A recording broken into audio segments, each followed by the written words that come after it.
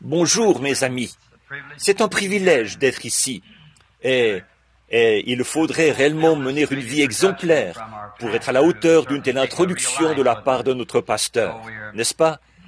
Donc, nous donnons gloire au Seigneur pour toute sa grande puissance de guérison et pour sa miséricorde qu'il nous a accordée tout au long des années. Là, j'ai quelques annonces à faire. D'abord, nous, frère Wood et frère Robertson, nous voulons vous remercier tous d'avoir prié pour nous, pour un bon voyage. Nous avons passé des moments merveilleux. Nous sommes partis juste 4 jours et demi, je crois, et nous sommes bien rentrés. Le Seigneur nous a vraiment bénis. Maintenant, nous vous annonçons que le frère Graham Snelling, ses réunions de réveil continuent au bout de l'avenue Brigham, ici en ville.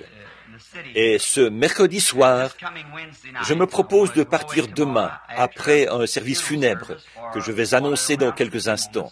Nous vous informerons mercredi soir. Nous voulons nous rendre en délégation, aller tous voir frère Graham avant qu'il termine ses réunions là-bas. Nous allons essayer de réunir toute l'Église si possible et aller en délégation rencontrer, être avec frère Graham dans l'une de ces réunions. Et maintenant, cet après-midi, au centre funéraire de Charlestown, il y a une certaine Madame Colvin qui autrefois venait ici à l'église, il y a bien des années de ça. À 74 ans, elle a quitté cette vie hier pour aller auprès du Seigneur Jésus. C'est Monsieur le révérend McKinney qui doit prêcher à ses obsèques, prévues pour lundi. Il était autrefois pasteur de l'église méthodiste à Port Fulton. Il l'a été pendant bien des années, et c'était un ami intime de la famille. Je dois le seconder lundi à, je crois, 13h30, à la chapelle, à Charlestown, dans l'Indiana. Et vous tous, qui êtes des amis de la famille Colvin, je sais qu'ils aimeraient recevoir un peu d'encouragement en ce moment, ou une petite poignée de main. En effet, nous savons tous ce que c'est, nous qui sommes passés par là, qui avons nous-mêmes été dans ces vallées. Nous savons ce que représente la perte d'un ami. Donc, elle repose maintenant dans la chapelle à Charlestown, dans l'Indiana. Si vous y allez cet après-midi, eh bien, la famille Colvin l'appréciera, j'en suis certain. Beaucoup de membres de leur famille viennent toujours ici au tabernacle. J'ai marié, enterré, baptisé pratiquement toute leur famille. Donc, c'est Monsieur Grayson, qui était autrefois son voisin tout près d'ici, qui est l'entrepreneur des pompes funèbres là-bas. Et ce soir, si le Seigneur le veut, ce soir nous essayerons de poursuivre ceci à partir de l'endroit où nous nous arrêterons ce matin, dans cette grande étude que nous faisons maintenant. Donc, je pense que c'était ça les annonces, pour autant que je sache. Et mercredi soir, là, nous annoncerons quel soir nous irons là-bas, être avec frère Graham. Nous souhaitons la bienvenue à tous les nouveaux venus parmi nous. Nous sommes heureux de votre présence ici ce matin et nous prions que Dieu vous bénisse très abondamment aujourd'hui pendant ce rassemblement. Frère Cox vient de me dire que le système de sonorisation ne fonctionne pas bien en ce moment. C'est peut-être dû au temps, c'est possible. Il y a beaucoup d'humidité dans les haut-parleurs, là. Et ils ne sont pas très bons au départ. Alors il se peut que ce soit la raison. Comme je vois, assise ici, une sœur que je connais, la sœur Argenbright. Ce n'est pas de mise, et c'est un manquement à l'étiquette de demander ceci, mais avez-vous eu des nouvelles de frère Argenbright depuis qu'il est là-bas? Cela m'intéresse vraiment d'avoir de ces nouvelles dès que possible. Il est en Suisse et en Allemagne, dans des réunions là-bas avec frère Tommy Hicks et Paul Quint. Si vous avez des nouvelles sur Ruth, informez-moi tout de suite dès que possible. Maintenant, dans ce petit tabernacle, nous n'avons pas de membres comme tels, mais nous avons de la communion fraternelle.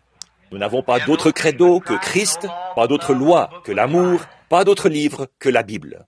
C'est le seul livre que nous connaissons, et c'est tout ce que nous connaissons, que nous avons. Alors que le sang de Jésus-Christ nous purifie de tous les péchés, nous sommes en communion les uns avec les autres, tous ensemble. J'ai remarqué ce matin que le frère qui a prié, comme certains d'entre vous l'ont peut-être entendu, c'était un catholique, donc, ou un ancien catholique. Nous avons toutes sortes de gens qui viennent ici. Il y a quelques instants, j'ai eu le privilège de serrer la main à un frère ménonite qui est assis ici. Qu'il soit ménonite, méthodiste, baptiste, catholique, tous ceux qui le veulent, qu'ils viennent. et nous avons communion ensemble autour des bénédictions de la parole de Dieu. Il y a ici présent des témoins de Jéhovah et différentes sortes de personnes, donc de différentes dénominations. Autrefois, j'aimais, j'aime toujours l'Ouest. J'aime les chevaux et le bétail. J'ai grandi dans une ferme et j'aime ça. Et autrefois, nous faisions le rassemblement du bétail. J'y allais avec eux et nous avions une clôture à bétail. Je ne sais pas si vous qui êtes de l'Est, vous savez ce qu'est une clôture à bétail. C'est quand on met le bétail dans la forêt. On a une clôture pour l'empêcher de dériver, comme ils disent, de redescendre vers les ranchs. Les bêtes mangeraient l'herbe qu'on fait pousser là comme fourrage d'hiver. Et puis, là-haut, dans la montagne, on a aussi des clôtures à bétail, où on fait une répartition des femelles et des mâles, et tout. On appelle ça une clôture à bétail. Mais la clôture à bétail principale, c'est celle où se tient l'inspecteur, pendant que les bêtes passent. Et bien des fois, j'ai passé la journée là-bas. Je m'asseyais sur ma selle et je regardais passer les bêtes. Il y en avait de toutes sortes de marques qui entraient là. Il y avait les Diamond, il y avait les Bar X, il y avait les nôtres, c'était les Tripod. La marque ressemblait à l'emblème des éclaireurs. L'autre gars à cheval un peu plus loin, ses bêtes à lui, c'était les Turkey Trap. Ils avaient toutes sortes de marques différentes pour reconnaître leurs bêtes quand ils les faisaient sortir. Or, la marque des bêtes, ça, l'inspecteur, ça ne l'intéressait pas tellement. Mais ce qui intéressait l'inspecteur, c'était cette étiquette qu'elles avaient dans l'oreille. C'est ça qu'il regardait. Tous ceux qui entraient là, peu importe la marque, il fallait que la bête soit une Hereford de race pure. Seuls les Hereford pouvaient entrer. Il fallait que ce soit un cheptel enregistré. Sinon, il ne passait pas. Je pense qu'en ce jour-là, quand le Seigneur reviendra, il ne va pas prêter attention à la marque que nous portons, mais s'assurer que nous sommes tous des chrétiens nés de nouveau. C'est vrai. Voilà la race de Christ. C'est le test du sang qui va démontrer ce que nous sommes tous des chrétiens. Et si nous allons être comme ça là-bas, nous ferions bien d'être comme ça ici aussi. Vous ne trouvez pas? Et c'est comme ça. Nous apprécions toute la communion fraternelle de toutes ces différentes églises. Présentement, nous étudions cette épître bénie, l'épître aux Hébreux. Un frère a tellement aimé ça qu'il est en train de produire, à partir des bondes, un recueil d'exposés sur le sujet. Maintenant, nous allons bientôt arriver au chapitre 11. Nous comptons passer l'hiver là-dessus, sur le chapitre 11. Pour chacun de ces personnages, nous désirons parcourir le livre et relier tous les passages de l'Écriture ensemble. C'est ce que j'avais l'intention de faire. C'est d'ailleurs ce que je fais en partie avec ceci, avec ces chapitres précédents, pour relier tout le livre. En effet, vous voyez, l'Écriture doit se prouver par l'Écriture. Par conséquent, s'il y a une contradiction, si quelqu'un pense que les Écritures se contredisent entre elles, c'est une erreur. Aucune Écriture ne contredit l'autre Écriture. La contradiction provient peut-être de ce qu'elle contredit notre point de vue à nous, mais elle ne se contredit pas. Cela fait maintenant bientôt 26 ans que je suis dans le ministère, et je n'ai jamais, pas une seule fois, trouvé une chose dans la Bible qui contredisait une autre chose écrite dans la Bible. Et je sais bien que ça ne s'y trouve pas. Et aujourd'hui, nous étudions l'un des chapitres les plus bénis d'Hébreux, le chapitre 7. Si quelqu'un n'a pas de Bible et aimerait suivre la lecture des passages, nous vous apporterons volontiers une Bible. Vous n'avez qu'à lever la main. Je demanderai à quelques anciens, à quelqu'un, de venir en prendre quelques-unes ici. Il y a des gens qui lèvent la main, là au fond. Merci, frère. Si vous voulez une Bible, levez simplement la main et on vous l'apportera.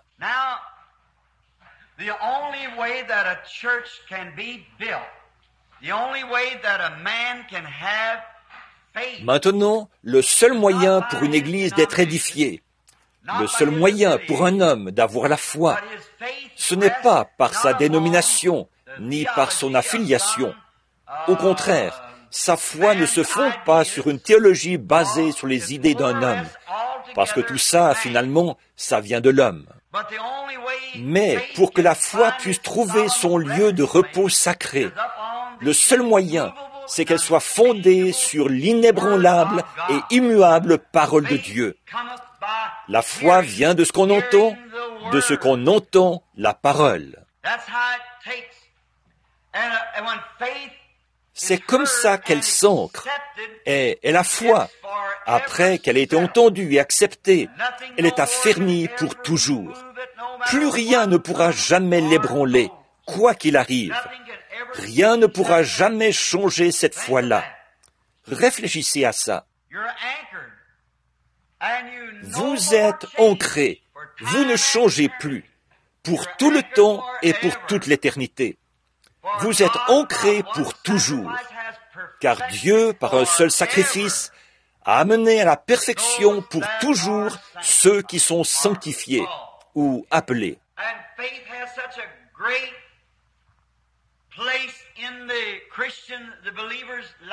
La foi occupe une place si importante dans la vie du chrétien, du croyant, qu'elle peut prendre position à côté d'une tombe boueuse ou au-dessus d'un cercueil où se trouve un précieux bébé ou un être chéri qui est passé de cette vie-ci à l'au-delà. Et avec la gravité du regard d'un œil d'aigle, regardez vers celui qui a dit « Je suis la résurrection et la vie ». Et ils oublient les choses du passé. Ils courent vers le but de la vocation céleste. Je suis si heureux que Dieu ait pourvu, qu'il ait fait de cela un don gratuit, offert à tous. Voilà ce que les églises doivent être. Des églises, ça ne veut pas dire des dénominations ou des organisations. Ça veut dire des groupes de gens, de croyants, qui se sont rassemblés, unis dans la communion de la parole.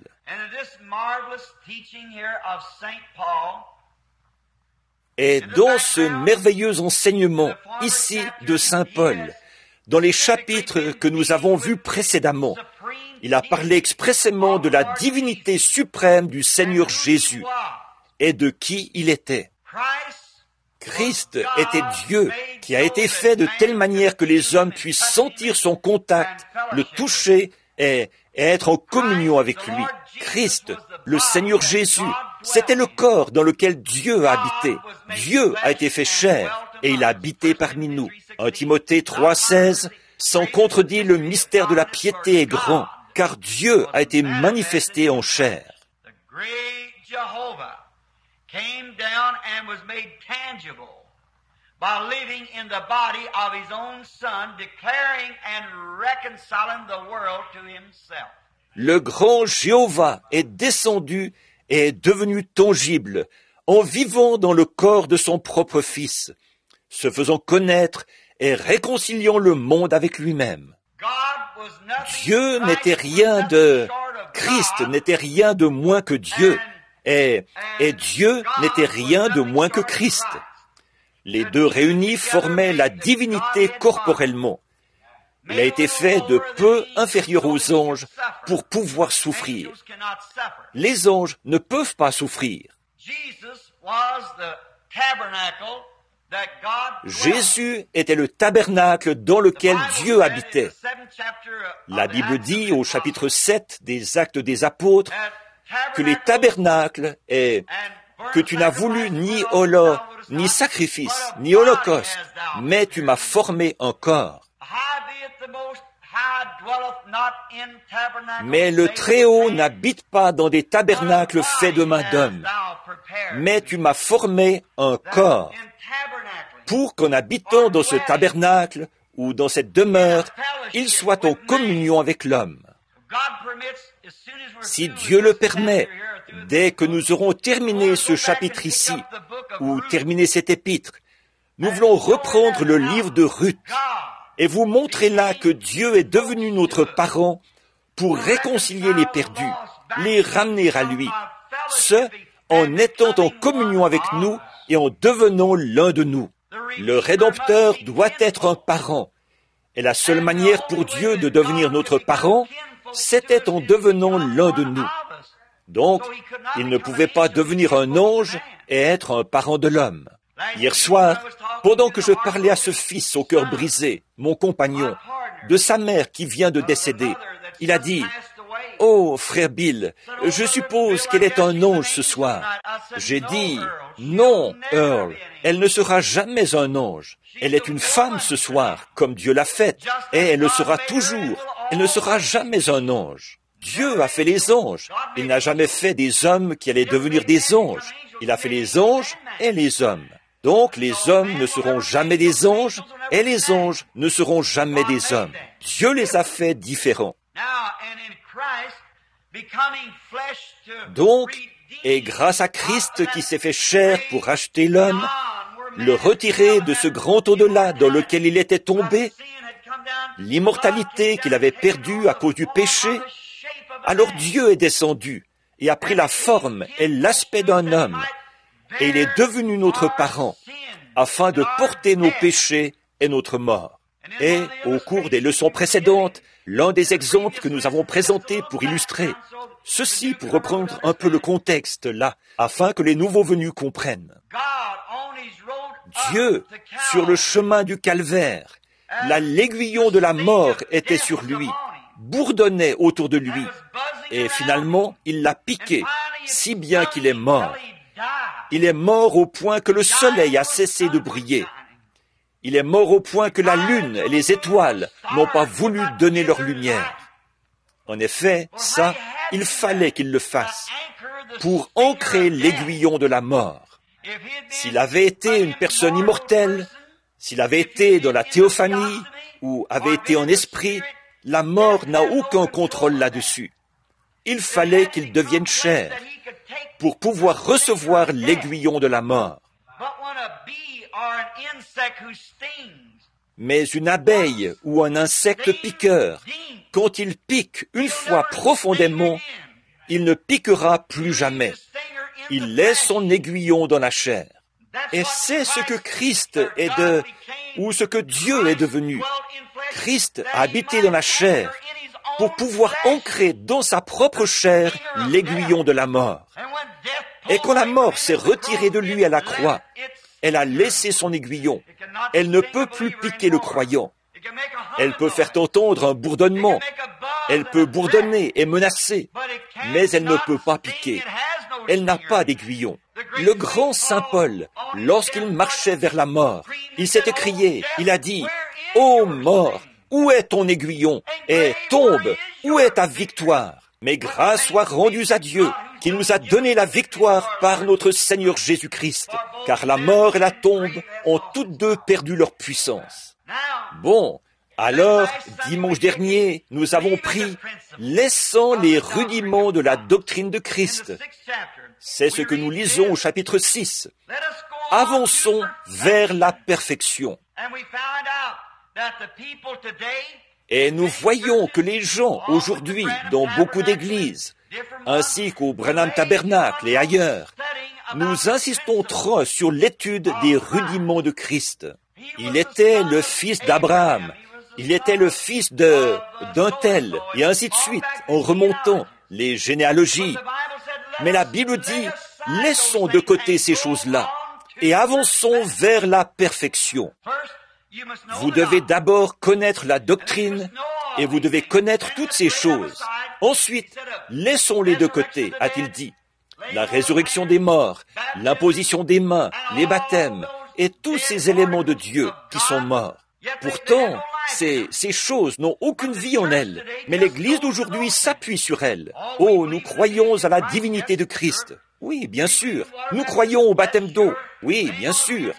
À l'imposition des mains. Paul a dit, nous ferons toutes ces choses, si Dieu le permet. Mais malgré tout, laissons maintenant tout cela de côté et avançons vers la perfection. Or, l'Église ne peut pas être amenée à la perfection par des organisations. Elle s'éloigne toujours plus de Dieu, ou toujours plus les unes des autres. Nous dressons des barrières, nous mettons la division entre nous. On dirait que nous n'avons pas la foi. Mais par contre, quand nous laissons ces rudiments de la doctrine, si nous continuons vers la perfection, alors ces petites choses ne sont plus très utiles. Nous entrons dans une relation et nous découvrons que la seule manière pour nous d'être amenés à la perfection, c'est d'être en Christ. Et alors, nous découvrons par les enseignements de la Bible, là, comment nous entrons en Christ. Ce n'est pas par le baptême d'eau, pas par l'imposition des mains, pas par l'enseignement, mais par un seul esprit. Nous avons tous été baptisés pour former un seul corps, et nous avons été rendus parfaits grâce à ses souffrances. Alors, notre apparence change, notre pensée change, notre comportement change, notre vie change. Pas par devoir ou parce que nous sommes membres d'une église, mais à cause de l'amour que Dieu a répandu dans nos cœurs par le Saint-Esprit, qui fait de nous des concitoyens du royaume de Dieu. Alors, il n'y a là aucune dénomination ou barrière. Nous sommes tous un grand corps. Maintenant, nous sommes prêts à entamer la leçon de ce matin, dans quelques instants. Il y a encore un point que j'aimerais toucher ici, c'est ce dont Paul a parlé dans l'Épître, au chapitre 7, ou au chapitre 6. Nous avons vu là que nous sommes amenés à la perfection en Christ. Puis, au verset 13 du chapitre 6, pour avoir un peu le contexte. Lorsque Dieu fit la promesse à Abraham, ne pouvant jurer par un plus grand que lui, il jura par lui-même. Dieu a juré par lui-même, parce qu'il ne pouvait pas jurer par un plus grand que lui. Maintenant, nous voulons revenir en arrière. Prenons Galates pendant quelques instants. Revenez à l'Épître aux Galates et prenez Galates 3:16. Nous allons lire pendant un instant, ici, voir par quoi il a juré. Or, les promesses ont été faites à Abraham et à sa postérité. Il n'est pas dit « et aux postérités » comme s'il s'agissait de plusieurs, mais en tant qu'il s'agit d'une seule, à la postérité, c'est-à-dire à Christ. Maintenant, si vous remarquez, en faisant une lecture attentive, là, pendant que vous lisez, les promesses, au pluriel, ont été faites à Abraham et à sa postérité, au singulier. Abraham est sa postérité. Or, la postérité d'Abraham, c'était un seul, c'était Christ, préfiguré par Isaac. Mais Abraham a eu beaucoup d'enfants. Il en a eu un avant d'avoir Isaac, ce qui montrait l'erreur, l'incrédulité de Sarah, qui, pensant qu'elle était trop âgée, voulait qu'Anne mette au monde cet enfant, et que Dieu contourne ainsi cet obstacle en employant un autre moyen que celui qu'il avait promis. Mais Dieu tient sa promesse. Peu importe combien cela peut paraître déraisonnable, Dieu est tenu d'accomplir sa promesse. Et Sarah a pensé que peut-être elle pourrait faire en sorte qu'Anne, ou plutôt qu'Agar, sa servante, donne naissance à un bébé par Abraham, et qu'elle prendrait l'enfant. Et c'est devenu Ismaël, qui a été une écharde dans la chair, depuis ce moment-là jusqu'à aujourd'hui. C'est toujours une écharde dans la chair, car c'est de là que sont sortis les Arabes, et ils ont toujours été comme ça. Or, si, à un certain moment, vous refusez de croire la parole de Dieu toute nue, et que vous adoptez une autre foi, ce sera une écharde dans votre chair à partir de ce jour-là. Acceptez simplement ce que Dieu a dit. S'il l'a dit, c'est exactement ce qu'il veut dire. Oh, béni soit son nom. Acceptez simplement sa parole. Peu importe par quoi on essaie de la contourner en disant « Eh bien, ça ne veut pas vraiment dire ça. Ça veut dire exactement ce que ça dit. » Quand Dieu fait une promesse. Maintenant, si nous remarquons bien, les promesses ont été faites à Abraham et à sa postérité. D'une part, il y avait la postérité, au singulier, et d'autre part, il y avait les promesses. Il y a plus d'une promesse et plus d'une personne incluse dans la postérité d'Abraham. Voyez, il y a une postérité, mais beaucoup de personnes qui forment cette postérité.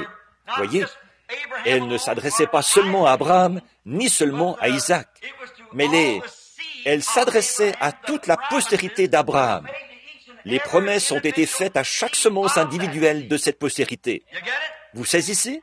Par conséquent, nous, étant morts en Christ, selon les Écritures, nous devenons la postérité d'Abraham et sommes héritiers selon la promesse. Pas en devenant membres de l'Église, ou en mettant en place des éléments morts, ou ce genre de choses, mais en naissant de l'Esprit de Christ. Nous sommes la postérité d'Abraham et sommes co-héritiers avec lui dans le royaume. Alors, nous poursuivons notre lecture, là, encore un peu maintenant. Dieu qui fait un sermon. Maintenant, le verset 17 du chapitre 6. C'est pourquoi Dieu, voulant montrer avec plus d'évidence, aux héritiers de la promesse l'immutabilité de sa résolution, intervint par un sermon. Oh, arrêtons-nous là pendant quelques minutes. Dieu voulant montrer avec plus d'évidence, pas parce qu'il était obligé de le faire, mais pour rendre cette chose-là encore plus sûre. Maintenant, nous avons déjà vu que Dieu s'est fait chair, qu'il a habité parmi nous, et de quelle manière il s'est manifesté au monde. Quand il a trouvé la femme prise en adultère, il a dit, « Je ne te condamne pas, va, ne pêche plus. » Quand il a trouvé les malades, il a agi exactement comme il se devait d'agir, car il était Dieu et il guérissait les malades, il ressuscitait les morts, il pardonnait les péchés, peu importait le genre et le nombre, et à quel point les gens avaient rétrogradé, il leur pardonnait quand même, pourvu qu'ils soient disposés à venir le lui demander. Maintenant, remarquez, si Dieu, à un moment donné, a agi en fonction d'une certaine circonstance, alors si cette même circonstance se présente de nouveau, il doit agir la seconde fois comme il l'a fait la première fois. Sinon, il est injuste. Voyez? Peu importe à quel point vous êtes dans le péché, jusqu'où vous vous êtes enfoncé, il doit agir envers vous comme il l'a fait envers cette femme qui était tombée. Sinon, il a mal agi à ce moment-là. Le comportement de Dieu, c'est sa personne. Et son comportement, c'est ce qui fait connaître sa personne. Et c'est la même chose pour vous. Votre comportement dans la vie indique ce que vous êtes. Comme nous avons vu cela, et en avons parlé, une ou deux leçons en arrière, les méthodistes ont voulu soutenir. Quand vous poussez des cris de joie, vous l'avez. Les pentecôtistes disent, quand vous avez parlé en langue, vous l'avez. Les trembleurs ont dit, quand vous tremblez, vous l'avez. Les trembleurs de Pennsylvanie. Et nous voyons qu'ils ont tous tort. C'est votre vie qui le déclare. C'est votre personne qui déclare ce que vous êtes. On reconnaît un homme à ses œuvres, à la vie que vous menez. Vous avez entendu ce qu'on raconte depuis longtemps. Votre vie parle tellement fort que je ne peux pas entendre vos paroles. Alors ce que vous êtes, vous l'êtes. La vie que vous vivez montre quelle sorte d'esprit est en vous. D'autre part, il se peut que vous imitiez la chose fausse, ou imitiez la chose juste, devrais-je dire. Il se peut que vous imitiez un chrétien. Mais après un certain temps, le moment viendra où une pression sera exercée. Et alors, ça montrera ce que vous êtes. La solidité d'une chaîne se mesure à son maillon le plus faible. Quand Christ, le Fils de Dieu, a été mis à l'épreuve, ça a montré ce qu'il était. Certainement. Quand vous serez mis à l'épreuve, ça démontrera ce que vous êtes. Votre vie reflète toujours ce qui est à l'intérieur de vous. Assurez-vous que vos péchés ne vont pas vous atteindre après un certain temps. Et c'est ce que nous essayons de dire. Jésus a dit dans Jean 5, 24, « Celui qui écoute, pas celui qui tremble, celui qui parle, celui qui écoute ma parole et qui croit à celui qui m'a envoyé, a la vie éternelle et ne viendra jamais en jugement, mais il est passé de la mort à la vie. » C'est votre foi. Et votre foi, confessée par vos lèvres, manifeste quelque chose pour les gens qui peuvent entendre. Mais votre vie, elle, est ouverte devant tous. Alors, peu importe combien vous essayez de simuler ceci et de faire ceci, ça ne marchera jamais. Il faut que ce soit en vous. C'est ça le vrai fond de toute l'histoire. Votre foi personnelle au Christ ressuscité, en tant que votre sauveur, et il est à la droite de Dieu, agissant à votre place ce matin, pendant que vous agissez à sa place comme témoin ici-bas. Un témoin doit agir à la place de quelqu'un. Il vous représente comme témoin. Et comme votre vie reflète ici ce que votre témoignage est en Christ, cela se reflète là-bas et cela se reflète ici. Lui, il est là-haut et ce qu'il est pour vous se reflète aux deux endroits, là-bas et ici. Donc c'est par votre foi que vous êtes sauvés et par elle seule. Alors, les sensations, les émotions, les sentiments, n'importe quoi, ça n'a absolument aucune place là-dedans. Maintenant, ne vous faites pas une idée fausse que je ne crois pas à ces émotions. Bien sûr que oui, mais ce sur quoi nous insistons maintenant, ce que nous voulons vraiment faire entrer dans la tête des gens d'aujourd'hui, ce ne sont pas les émotions. Le diable a pris ces choses et s'est déchaîné contre les gens, les amenant à se fier à une émotion pour déterminer leur destination éternelle. Pousser les cris de joie, parler en langue, aller à l'église tous les dimanches, agir comme un chrétien, ça n'aura aucun poids ce jour-là. Si un homme ne naît de nouveau, et c'est votre vie qui reflète ce que vous êtes à l'intérieur, voyez, pas vos émotions.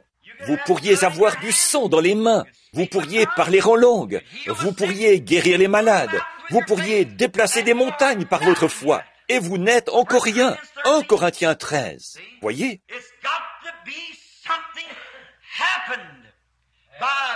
Il faut qu'il se soit passé quelque chose par une naissance qui vient de Dieu. Dieu produit en vous la nouvelle naissance et vous donne une partie de lui-même. Alors ces choses sont présentes. Vous êtes une nouvelle création. Je leur donne la vie éternelle. Nous avons étudié le mot éternel. Pour toujours est un espace de temps. L'éternité, c'est pour toujours, pour tous les siècles des siècles. Mais il n'y a qu'une seule éternité. Et nous voyons que vous recevez la vie éternelle. Et le mot en grec est Zoé, ce qui veut dire la vie de Dieu. Alors vous recevez une partie de la vie de Dieu, ce qui fait de vous un fils spirituel de Dieu. Et vous êtes aussi éternel que Dieu est éternel. Vous n'avez pas de fin, pas d'endroit où vous arrêtez, parce que vous n'avez pas eu d'endroit où vous avez commencé. Tout ce qui a un commencement a une fin, et ce qui n'a pas de commencement n'a pas de fin. Combien nous aimons cette précieuse parole! Combien le chrétien devrait être affermi dans la foi qui a été transmise aux saints une fois pour toutes, et ne pas être ballotté d'un endroit à l'autre et adhérer à différentes églises. Quelle que soit l'église à laquelle vous voulez vous rattacher, c'est bien, pourvu que vous soyez un chrétien. Mais commencez par le commencement, c'est-à-dire par cette naissance qui fait de vous un parent de Dieu, tout comme Dieu est devenu votre parent. Il est devenu votre parent pour qu'il puisse vous ressusciter. Avant de pouvoir vous ressusciter, il doit vous donner la vie éternelle. Donc, il a fallu que Dieu devienne votre parent pour pouvoir subir la mort, pour pouvoir vous ressusciter. Ensuite, il faut que vous deveniez son parent, afin d'avoir part à la résurrection. Vous voyez ce que c'est? C'est simplement un échange. Dieu est devenu vous pour que vous puissiez devenir Dieu. Voyez, Dieu est devenu une partie de vous, chair, pour que vous puissiez, par sa grâce, devenir une partie de lui. C'est tout, pour avoir la vie éternelle. Quel tableau magnifique! Et, oh, nous l'aimons. Donc, Dieu voulant montrer avec plus d'évidence, il n'était pas obligé de le faire, mais il voulait le faire. Je suis tellement réjoui, pas vous, que notre Dieu veuille le faire. Regardez, qu'en serait-il s'il n'était pas patient? Le fruit de l'esprit, qu'est-ce que c'est? L'amour, la joie, la foi, la paix, la patience. C'est une partie de Dieu qui est en vous, de pouvoir supporter, porter les fardeaux les uns des autres. Vous pardonnez réciproquement, comme Dieu vous a pardonné en Christ. L'Esprit de Dieu en vous vous rend ainsi. Alors, quand Dieu était ici sur terre, et qu'il est devenu vous, qu'il est devenu péché, il a pris votre péché, l'a porté pour vous et l'a expié à votre place. Dieu est patient. Il supporte nos fardeaux.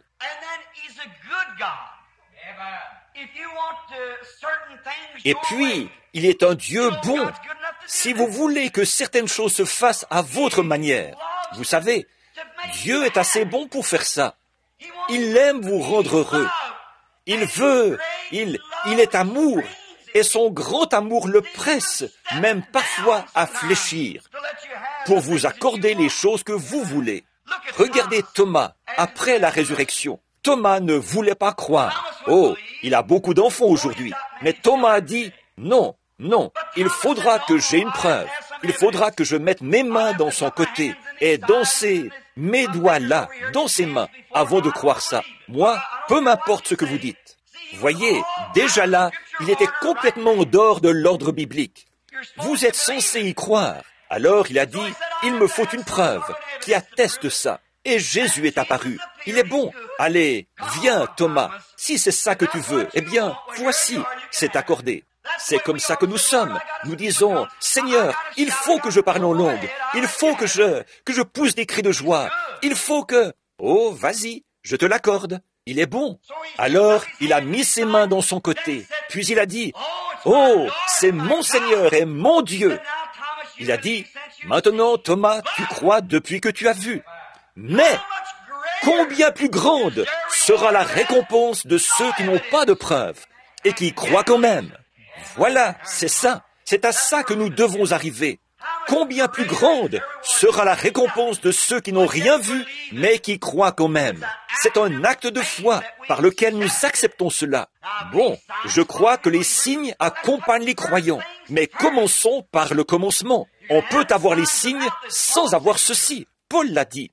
Il a dit, j'aurais beau parler les langues des hommes et des anges, je ne suis rien. J'aurais beau déplacer des montagnes par ma foi, je ne suis rien. J'aurais beau comprendre la Bible, si bien que je connaisse tous les mystères de Dieu, je ne suis rien. Voyez, ça, ce sont des dons du Saint-Esprit sans le Saint-Esprit. Le Saint-Esprit, c'est Dieu. Dieu est amour, joie, paix, longanimité, bonté, patience. Voilà l'Esprit de Dieu.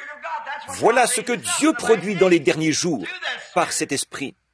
Donc, Dieu voulant montrer avec plus d'évidence aux héritiers de la promesse, Dieu voulant montrer plus aux héritiers. Qui sont les héritiers? Nous, étant morts en Christ, nous devenons la postérité d'Abraham et sommes héritiers. Oh, est-ce que ça pénètre? Nous sommes héritiers du royaume de Dieu, car il en a fait la promesse en jurant. Dieu n'était pas obligé de jurer, sa parole est parfaite. Mais en plus, il a juré par lui-même, parce qu'il n'y avait personne de plus grand que lui. Continuons notre lecture pendant un instant. Écoutez, la promesse de l'immutabilité de sa résolution intervint par un serment. L'immutabilité, ce qui ne change pas. Dieu ne peut pas changer. Il doit rester le même. Si Dieu a guéri un malade, il ne peut jamais changer d'attitude. Si Dieu a pardonné un pécheur, à une prostituée, il ne peut jamais changer d'attitude. L'immutabilité, le caractère immuable de la parole de Dieu. Dieu a dit à un certain endroit, « Je suis l'Éternel qui guérit toutes tes maladies. » Il doit s'en tenir à ça, parce qu'il est infini. Il connaissait la fin dès le commencement. Bon, moi, je peux dire, je vais faire ceci. Et la Bible dit que nous devrions dire, si le Seigneur le veut. Parce que je suis un mortel, je ne sais pas. Parfois, je dois revenir sur ma parole. Mais Dieu ne peut pas revenir sur la sienne. Il est Dieu. Et il n'a demandé qu'une seule chose. Si tu peux croire. Oh là là. Si tu peux croire, tout est possible. Si tu peux croire, c'est tout. Toi, si tu le peux. Voilà la question. Mais la question ne porte pas sur la parole de Dieu. Parce que, du fait de son immutabilité, Dieu ne peut pas changer. Comme c'est merveilleux. Maintenant écoutez, pendant que nous continuons à lire. Afin que, par deux choses immuables, dans lesquelles il est impossible que Dieu mente. Impossible. Une impossibilité et l'immutabilité. C'est pratiquement le même mot. Ça ne peut pas changer, ça ne peut pas bouger. Ça doit rester pareil pour toujours. Ça ne peut pas être changé. l'immutabilité et l'impossibilité, et par deux choses immuables dans lesquelles il est impossible que Dieu monte. Nous avons deux choses? Oui. La première, sa parole a dit qu'il le ferait. La deuxième, c'était le serment par lequel il a juré qu'il le ferait. Oh là là! Quel genre de personnes devrions-nous être? Pourquoi devrions-nous être ballottés et courir ça et là, et accepter les choses du monde, et agir comme le modèle 1957 de ce christianisme moderniste? Ce que nous voulons, c'est être du genre ancienne mode, qui prend Dieu au mot et qui appelle les choses qui ne sont point comme si elles étaient. Si Dieu l'a dit, c'est réglé. Abraham, à qui la promesse a été donnée, à lui et à sa postérité, il a appelé les choses qui n'étaient point comme si elles étaient. En effet, c'était la promesse de Dieu, et il savait que Dieu ne pouvait pas mentir. Il lui avait promis cela, et il y a cru. Et au fil des ans, pour l'œil naturel, la promesse semblait s'éloigner toujours plus. Mais pour Abraham, elle se rapprochait. Plutôt que de faiblir et de dire, eh bien, peut-être que la guérison divine, ça n'existe pas. Peut-être que je vais juste. Peut-être que ça n'existe pas. Peut-être que je me suis fait toutes sortes d'idées fausses. Alors ça montre une chose, que vous n'êtes pas né de nouveau. Car nous avons parlé de ça dimanche dernier. C'est juste un peu avant dans le chapitre. Car il est impossible qu'un homme qui a une fois goûté les dons célestes et tout ça, qu'il tombe et se renouvelle encore et revienne à la repentance. C'est absolument et totalement impossible. Car celui qui est né de Dieu ne pratique pas et ne peut pas pratiquer le péché, parce que la semence de Dieu demeure en lui et il ne peut pécher. La semence de Dieu, c'est la parole de Dieu. La foi vient de ce qu'on entend la parole. Le sacrifice a été offert. Tout est accompli. Maintenant, si vous faites le mal, Dieu vous le fera payer. Si vous le faites, vous êtes fautif, mais vous ne le faites pas de votre plein gré. Chapitre 10, verset 47, je crois. Car si nous péchons volontairement après avoir reçu la connaissance de la vérité, mais une fois que vous êtes nés, vous avez la vérité. Non pas la connaissance de la vérité, mais vous avez accepté la vérité, et elle est devenue une réalité. Et vous êtes un enfant de Dieu, pour tout le temps et pour toute l'éternité. Dieu a juré qu'il accomplirait cela. Jésus a dit, « Celui qui écoute mes paroles et qui croit à celui qui m'a envoyé a la vie éternelle, et je le ressusciterai au dernier jour. Il ne viendra jamais en jugement, il est passé de la mort à la vie. » Alors, avec un serment comme ça, Dieu voulant que nous la recevions. Maintenant, regardez bien ce qu'il dit ici. C'est Paul qui parle à l'Église. Est impossible que Dieu mente. Nous devions trouver un puissant encouragement. Pas, eh bien, si les baptistes ne me traitent pas bien, j'irai chez les méthodistes. Voyez? Nous devions trouver un puissant encouragement. Nous, dont le seul refuge a été de saisir l'espérance qui nous était proposée. Maintenant, lisons la dernière partie. Cette espérance, nous la possédons comme une ancre de l'âme. L'espérance, le serment par lequel Dieu a juré, nous la possédons comme une ancre de l'âme, sûre et solide. Elle pénètre là, au-delà du voile. Parlons un instant du voile. On n'a pas vraiment bien développé ça dimanche soir dernier. Au-dedans du voile, le voile, c'est la chair. Le voile, c'est ce qui nous empêche de voir Dieu face à face dans cette église. Le voile, c'est ce qui nous empêche de voir les anges à leur poste ce matin, debout près des sièges. Le voile, c'est ce qui nous empêche de le voir, lui. Nous sommes cachés derrière le voile. Et ce voile, c'est la chair. Nous sommes des fils et des filles de Dieu. Nous sommes dans la présence de Dieu. Les anges de Dieu campent autour de ceux qui le craignent. Nous sommes dans la présence de Dieu tout le temps. Je ne te délaisserai point et je ne t'abandonnerai point. Je serai avec toi tous les jours jusqu'à la fin. Mais le voile, c'est la chair. C'est ce qui nous prive de sa présence. Mais grâce à l'âme, à l'esprit, par notre foi, nous savons qu'il veille sur nous. Il est près de nous. Il est ici en ce moment. À Dothan, un matin, un vieux prophète était encerclé par une armée. Et son serviteur est sorti et a dit, « Ô Père, Toute la région est encerclée par les étrangers. Élie s'est levé et a dit, « Mais, fiston, ceux qui sont avec nous sont en plus grand nombre que ceux qui sont avec eux. » Eh bien, il a cligné des yeux et regardé autour de lui. Il n'a rien vu.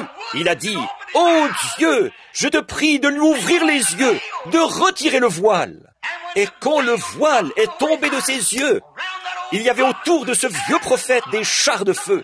Les montagnes étaient en feu, couvertes d'anges et de chars. Voilà. Oh, alors Géasi a pu dire, je comprends maintenant. Voyez, le voile était tombé. C'est ça qui fait obstacle.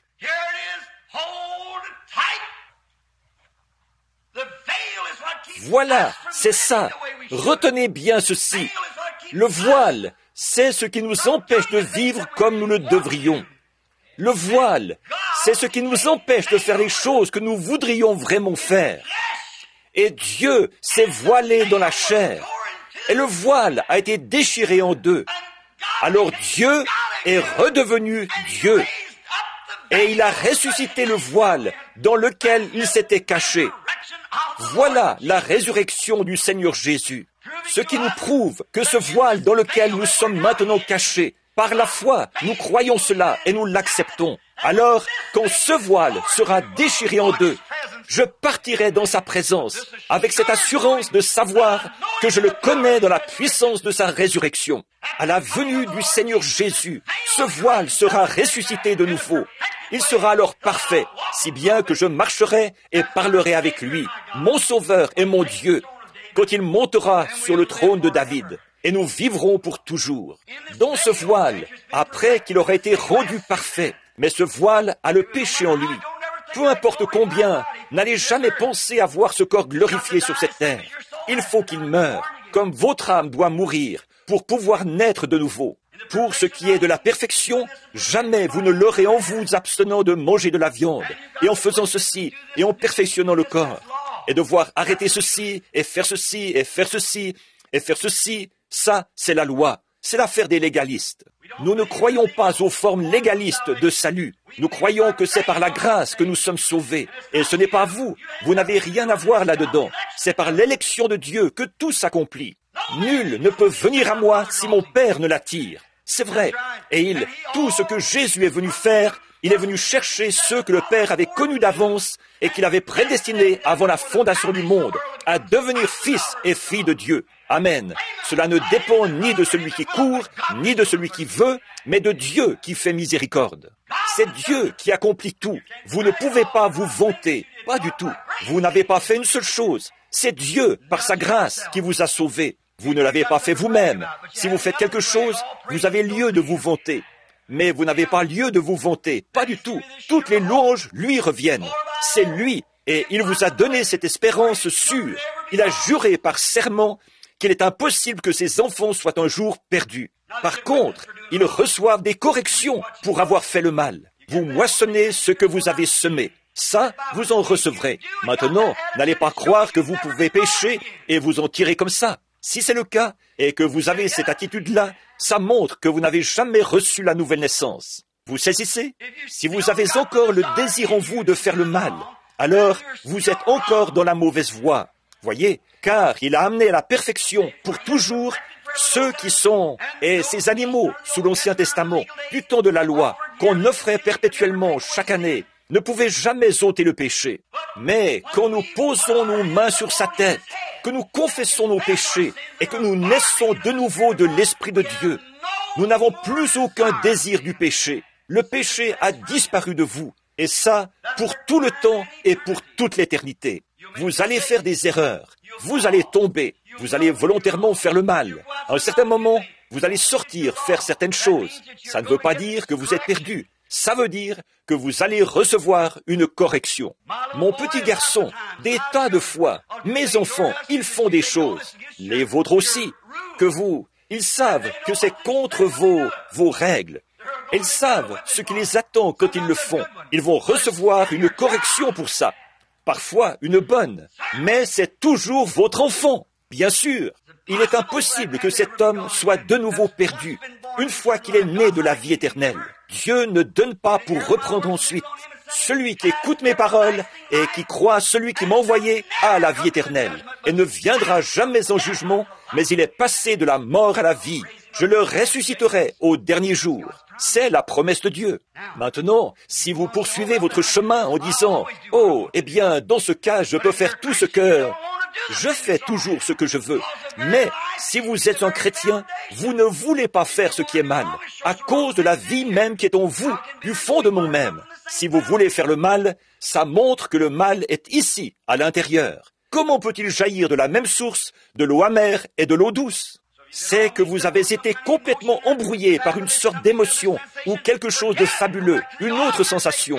Oubliez ça, retournez à l'autel et dites « Oh Dieu, débarrasse-moi de mon ancienne vie de péché et mets-moi dans l'état où je dois être pour que tout mon désir, celui qui est né de Dieu, ne pratique pas le péché. » C'est vrai, il n'en a aucun désir. Le diable va le piéger ici et là, ça c'est certain. Mais ce ne sera pas fait volontairement. La Bible dit, le diable va le piéger de temps en temps. Bien sûr qu'il le fera. Il a essayé de tendre des pièges à notre Seigneur Jésus. Il en a tendu à Moïse, et il l'a eu. Il en a tendu à Pierre, et il l'a eu. Il en a tendu à beaucoup de gens, mais Pierre l'a même renié. Mais ensuite, il est sorti et a pleuré amèrement. Il y avait quelque chose en lui. Quand la colombe a été lâchée hors de l'arche, le corbeau est sorti. Il est allé croasser un peu partout. Oui, il avait été dans l'arche, mais quand il est sorti, lui, sa nature était différente. Il a pu manger toutes les vieilles charognes qu'il voulait, et il était satisfait. Pourquoi? C'était un corbeau dès le départ. C'était un charognard. Il ne valait rien. C'était un hypocrite qui s'était juché sur le perchoir avec la colombe. Il prenait autant de place que la colombe. Il pouvait voler partout où la colombe pouvait voler. Mais il pouvait manger de la bonne nourriture, comme celle que mangeait la colombe. Et ensuite, il pouvait manger de la nourriture pourrie. Ce que la colombe ne pouvait pas manger, c'est que la colombe est constituée différemment. Elle est faite différemment. Elle est une colombe. Et la colombe ne peut pas digérer de nourriture pourrie, parce qu'elle n'a pas de bile. Et un homme qui est né de l'Esprit de Dieu devient une colombe de Dieu, de par sa nature, son changement, son tempérament. Oui, monsieur, mettez l'esprit de la colombe dans le corbeau. Il ne se posera jamais sur une charogne. S'il atterrissait là-dessus par erreur, certainement qu'il repartirait en vitesse. Il ne pourrait pas le supporter. Et un homme qui est né de l'Esprit de Dieu ne tolère pas ces choses. Il se peut qu'il atterrisse un jour ou l'autre dans un bar, mais il en ressortira en vitesse. Il peut arriver qu'une femme le séduise et l'amène à se retourner, mais il détournera la tête. Il repartira de là en vitesse. Pourquoi? Il est une colombe. C'est vrai. On ne va pas le duper, parce qu'il connaît, mes brebis connaissent ma voix, et elles ne suivront pas un étranger. Il est une colombe dès le départ. C'est de ça que je parle, de cette chose réelle qui vient s'ancrer à l'intérieur. Soyez bien attentifs, là. Dieu a juré. Oh, cette espérance, nous la possédons comme une encre de l'âme. Solide, elle pénètre au dedans de ce qui est le voile. Le voile, Dieu est descendu, voilé dans la chair. Pour faire quoi? Pour montrer ce qu'il est. Il fallait qu'il se cache, parce que nous ne pouvions pas le voir. Et il s'est caché derrière le voile. Et le voile, c'était qui? Jésus. Ce n'est pas moi qui fais les œuvres, c'est mon Père, a dit Jésus. Mon Père demeure en moi. J'agis. Le Père agit et j'agis jusqu'à présent. Le voilà, celui qui est voilé, marchant dans la chair. Dieu, Emmanuel, Dieu avec nous. Dieu était en Christ, réconciliant le monde avec lui-même. Le voilà, il marchait là-bas. Donc, il est descendu et a fourni une sanctification, ou un moyen, ou une expiation, afin que, par l'offrande de sa mort, le prix du péché ayant été payé, il puisse alors revenir habiter en nous. Alors, la foi que nous avons est une foi voilée ou une personne voilée. C'est pourquoi nous ne regardons pas aux choses que nous voyons dans ce voile. Le voile, il a de l'instruction, il fait des choses et il dit des choses. C'est quelque chose de scientifique. Mais l'Esprit du Dieu vivant qui habite ici, au-dedans, appelle les choses qui ne sont point comme celles étaient. Si Dieu les a dites, voilà ce qui vous voile. Nous sommes au-dedans du voile. Maintenant, un jour, il ressuscitera ce voile, qui ne sera pas né d'une femme, par suite du désir sexuel d'un homme et d'une femme, mais par la volonté de Dieu. Il parlera, et la chose s'accomplira. Alors, nous aurons un corps semblable à son corps glorieux. Nous serons voilés pour pouvoir parler ensemble, nous serrer la main. Or, quand nous partons d'ici, il y a un tabernacle, une théophanie, qui est à l'image de l'homme, qui ne mange pas, qui ne boit pas, qui ne dort pas, qui est éveillé pour toujours. C'est vers cela que nous allons. Mais là, ils attendent, sous l'autel, ils crient, « Seigneur, jusque à quand? Jusque à quand ?» Ils attendent de revenir ici-bas, parce qu'ils veulent se serrer la main. Ils veulent s'asseoir et manger et parler ensemble. Ils sont humains. Béni soit le nom du Seigneur. Quand, au commencement, Dieu a fait l'homme à son image, il l'a fait ainsi. Il y a une communion l'un avec l'autre, parce que nous nous connaissons. Nous aimons les choses que Dieu a faites pour nous, parce que nous avons été faits ainsi. À sa glorieuse venue, ceux qui sont prêts seront ainsi pour toujours. Immortels, nous serons à sa ressemblance. Oh, béni soit ce nom de Christ. Et maintenant, nous avons le gage de notre salut, en l'acceptant comme notre sauveur personnel, comme notre guérisseur. Toutes ces choses sont les rémunérations ou les dividendes payés par la police d'assurance. Amen. Vous savez ce qu'est une police d'assurance? On peut toucher des dividendes jusqu'à ce que la valeur nominale soit atteinte. Certainement, on peut toucher des dividendes. Et nous touchons des dividendes maintenant. Seulement, ce qu'il y a, c'est que dès que nous touchons des dividendes, la rémunération est reconstituée. Une fois, un agent d'assurance m'a dit, « Billy, je voudrais te vendre une assurance. » J'ai dit, « J'en ai déjà une. » Ma femme m'a regardé. Bon, rien contre les assurances, mais certains sont devenus pauvres à cause des assurances. Donc, ils se sont retournés. Il a dit, « Ma femme m'a lancé un drôle de regard. Tu as une assurance ?» J'ai dit, « Bien sûr. » Elle n'en savait rien. Il a dit, « Eh bien, Billy, qu'est-ce que tu as comme assurance ?» J'ai dit, « Assurance bénie, Jésus est à moi. » Oh, quel avant-goût de la gloire divine, héritier du salut, acquis par Dieu, né de son esprit, lavé dans son sang. Il a dit, c'est très bien ça, Billy. Il a dit, mais ce n'est pas ça qui va t'installer au cimetière ici. J'ai dit, mais ça va m'en faire sortir. C'est ça l'essentiel. Je ne me fais pas de soucis pour y entrer, je me fais du souci pour en sortir.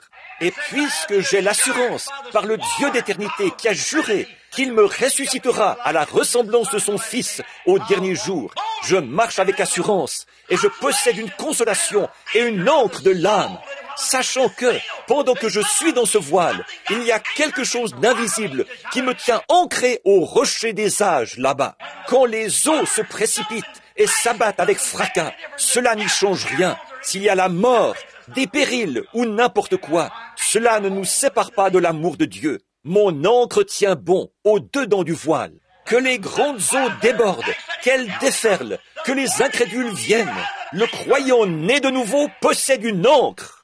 Vous ne pouvez pas encore voir à travers ce voile, mais je sais que mon ancre tient bon, là-bas, fixé au rocher des âges, lui qui est la promesse, qui a juré qu'il me ressuscitera au dernier jour.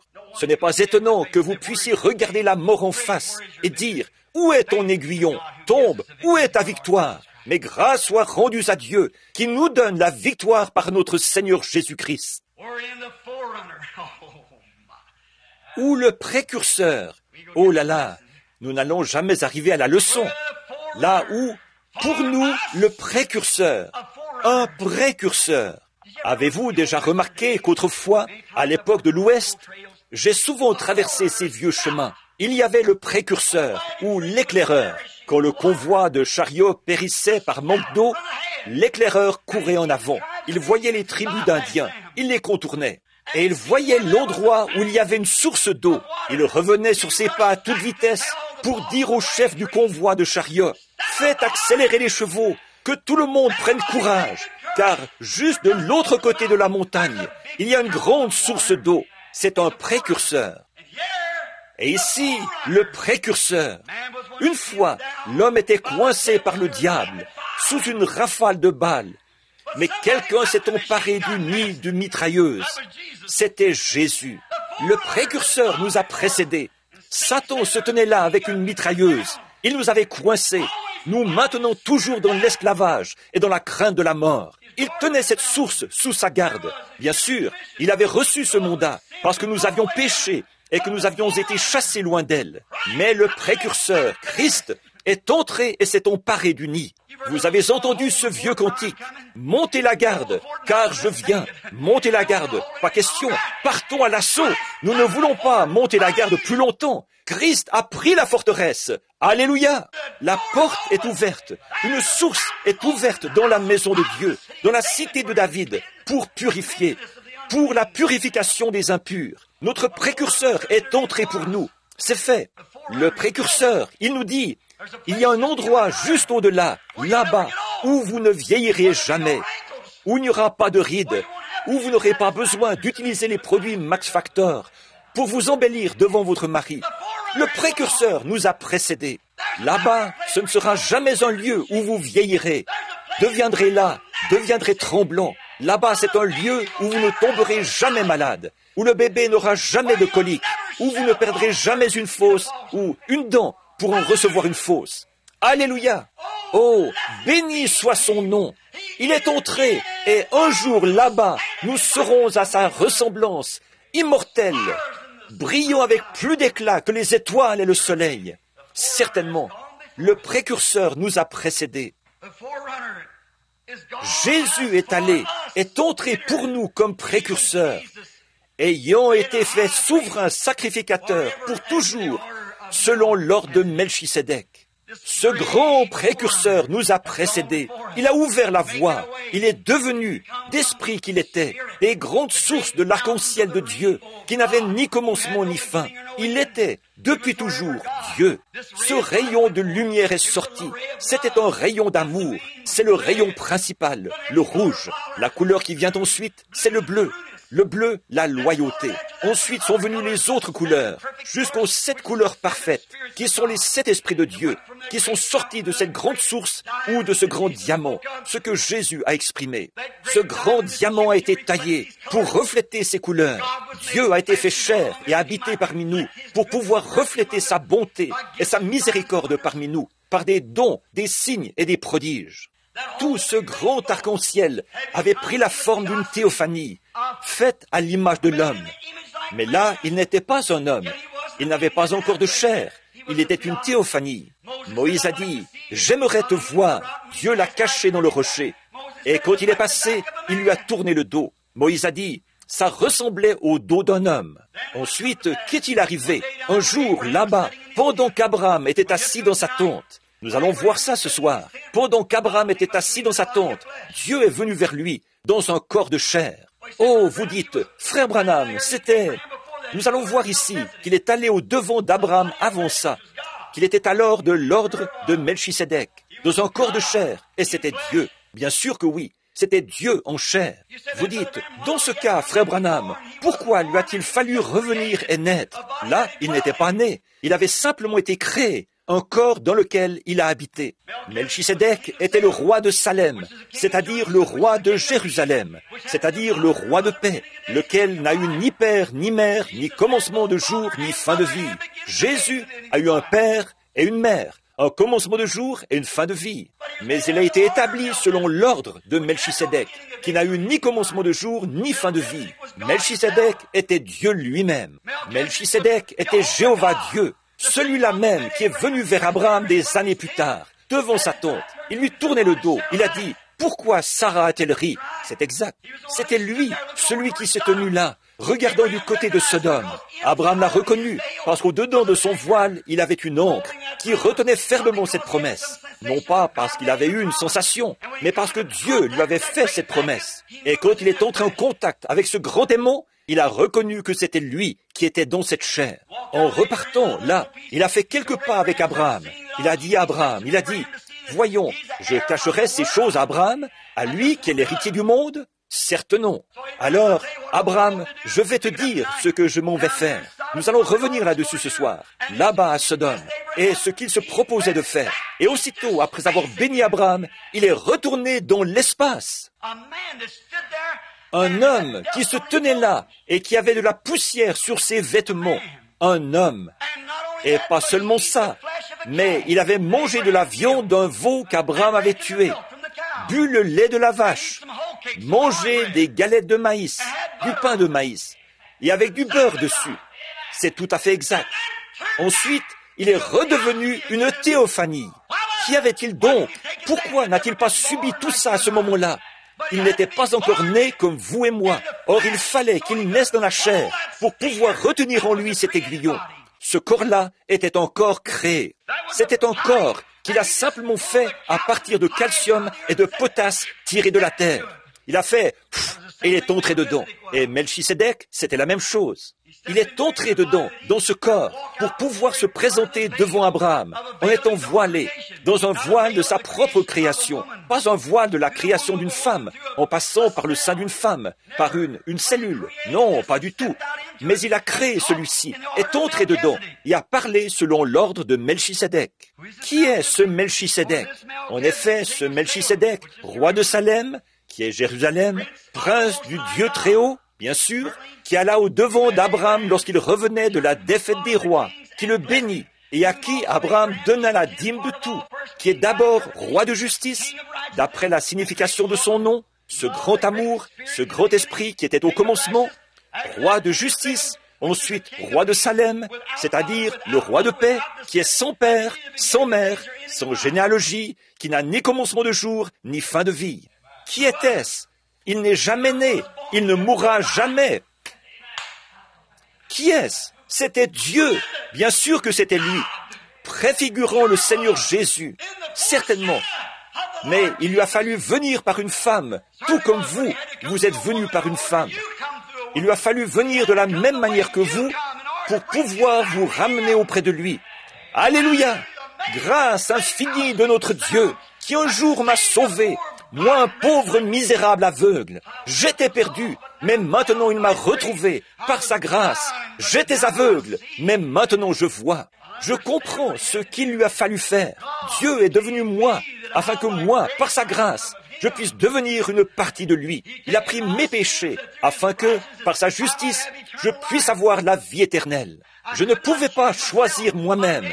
J'avais une nature de pécheur. Je n'ai rien eu à voir là-dedans. Je suis né du monde. J'ai été enfanté dans l'iniquité. Je suis venu au monde en disant des mensonges. Je n'avais pas même une chance, pas la moindre. Rien, pas même un désir. Dites au cochon qu'il a tort de manger de la pâtée. Voulez-vous? Regardez s'il va vous écouter. Dites au corbeau qu'il a tort de manger de la charogne. Et regardez ce qu'il va vous dire. S'il pouvait parler, occupe-toi de tes affaires. Certainement. Oh, mais la grâce de Dieu qui a changé cette nature et qui m'a donné la possibilité de désirer, de ressentir ce besoin et d'avoir cette soif. Ta bonté pour moi vaut mieux que la vie, ô Dieu. Mon cœur soupire après toi. David a dit, comme une biche soupire après des courants d'eau, ainsi mon âme a soif de toi, ô Dieu. Dieu a donné cette soif à l'homme pour qu'il l'adore lui, pour qu'il l'aime, qu'il le cherche. Mais l'homme l'a perverti en écoutant l'appel du diable. Il se met à convoiter les femmes, les plaisirs et les choses du monde, essayant de satisfaire cette sainte création que Dieu a mise à l'intérieur pour qu'il l'aime, lui. Il place cela sur les choses du monde. Mais frère, une fois qu'il est changé, et que cette source qui contient de la vermine, cette citerne qui a toutes sortes de problèmes, a été complètement purifiée et stérilisée, et que l'eau pure de Dieu est versée dedans, le péché ne peut plus jamais l'atteindre. Amen. Oh, comme je l'aime, comme je l'adore. Il est ma lumière, il est ma vie. Ce grand Créateur est devenu mon Sauveur. Et Dieu tout entier habite en lui. Descendu de la gloire, c'est une merveilleuse histoire. Mon Sauveur est venu et son nom est Jésus. Frappé et humilié, pour moi il fut maltraité. Homme de douleur, d'agonie et de larmes. Oh, comme je l'aime, comme je l'adore. Il est ma lumière, il est ma vie. Oh Dieu, comment a-t-il pu faire ça? L'homme a essayé de l'écrire.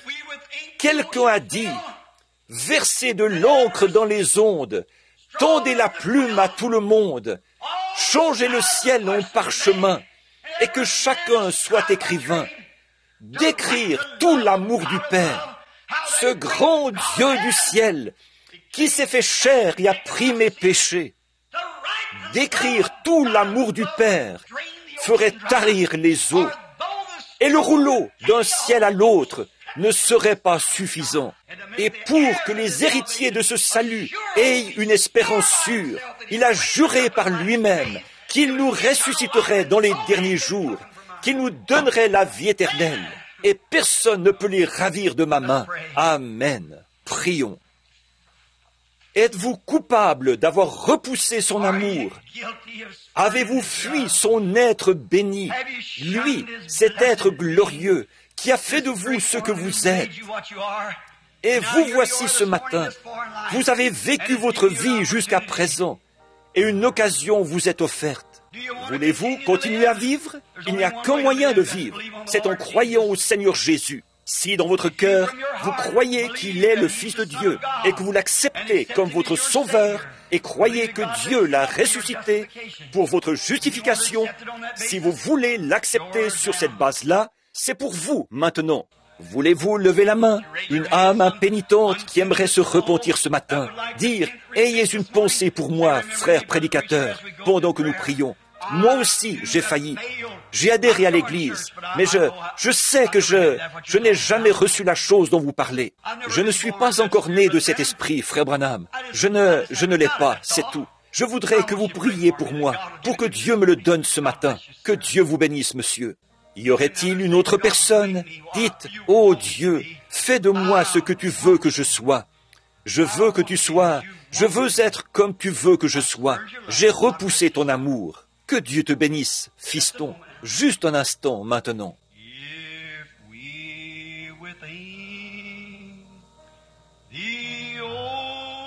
Versez de l'encre dans les ondes.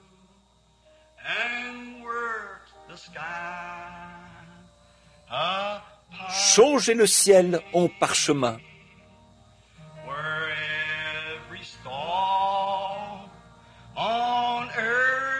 Tendez la plume à tout le monde.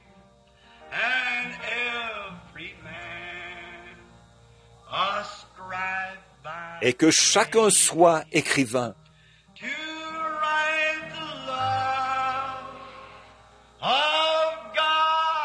D'écrire tout l'amour du Père.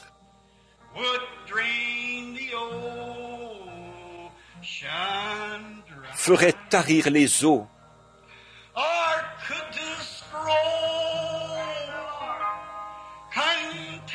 Et le rouleau d'un ciel à l'autre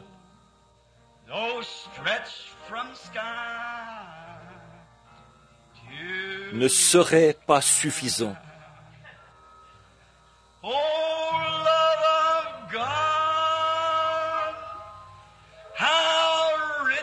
L'amour de Dieu, si fort, si tendre,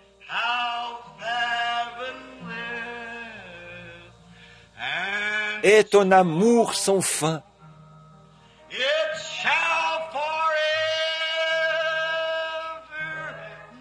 Tel est le chant que font entendre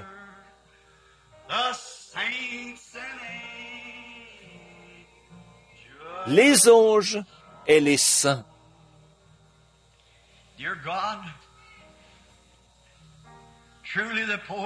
Dieu bien-aimé, en vérité, le poète qui a écrit ces mots était comme beaucoup d'autres de tes croyants.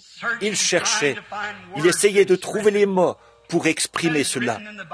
Et il est écrit dans la Bible, de plus, parce que le prédicateur était sage, il a sondé et mis en ordre beaucoup de paroles. Oh, combien nous aimerions avoir la langue et le vocabulaire qui nous permettrait d'expliquer aux gens ce que c'est vraiment. Mais on ne pourrait pas trouver cela sur les lèvres d'un mortel. Je doute que toute l'éternité suffise pour révéler comment le Dieu du ciel a pu venir un jour sur la terre pour sauver de pauvres pécheurs perdus et malheureux. Je te prie, Père, afin que par ces quelques paroles ininterrompues ou paroles entrecoupées de ce matin, devrais-je dire, quelqu'un qui a cherché refuge ait pu trouver la paix et une satisfaction et un puissant encouragement, et puisse leur âme s'ancrer à cette promesse que Dieu a appuyée d'un serment qu'il les ressusciterait au dernier jour. Plusieurs mains se sont levées dans la salle, ici même, dans ce tabernacle. Ô Dieu, donne-leur cette solide espérance en ce moment même. Puissent-ils s'ancrer au rocher des âges. Peu importe si leurs petites embarcations sont battues et soulevées par la mer démontée, ils ont une ancre, la promesse de Dieu. C'est à cela qu'ils s'en tiennent. Dieu l'a dit, il ne peut pas mentir. Celui qui entend mes paroles, que j'ai essayé de prêcher ce matin, et qui croit à celui qui m'a envoyé, Jéhovah, a la vie éternelle, et ne vient point en jugement, mais il est passé de la mort à la vie. Ô Éternel, bénis ces gens aujourd'hui, et fais que toute personne ici qui n'est pas sous le sang, dont l'âme n'a jamais été convertie, fais que cela se produise à l'instant, Seigneur. À toi d'accomplir le mystère. Tout cela t'appartient, c'est entre tes mains. Je te prie de leur donner cela, la vie éternelle. Fais qu'un jour, là-bas sur l'autre rive, car un à un nous traversons la vallée, fais que nous nous retrouvions là-bas où on ne se dira plus jamais adieu.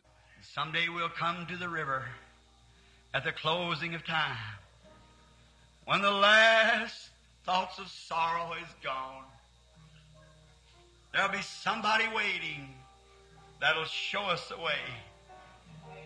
Well, I won't have to cross Jordan alone. Un jour, nous arriverons au fleuve, quand le temps touchera sa fin, quand les dernières pensées de tristesse auront disparu. Quelqu'un nous attendra là-bas pour nous indiquer le chemin. Je n'aurai pas à traverser le Jourdain tout seul. There'll be one somebody. Quelqu'un m'attendra là-bas pour m'indiquer le chemin. Je n'aurai pas à traverser le Jourdain. Tous ceux qui possèdent cette espérance, levez la main maintenant en relevant la tête. Je n'aurai pas maintenant à adorer le. Le message est terminé. N'êtes-vous pas heureux? Dieu a juré qu'il vous rencontrerait là-bas. Jésus est mort pour expier tous mes péchés. Lorsque je verrai paraître l'obscurité, que direz-vous? L'aiguillon n'est plus là. Il m'attendra.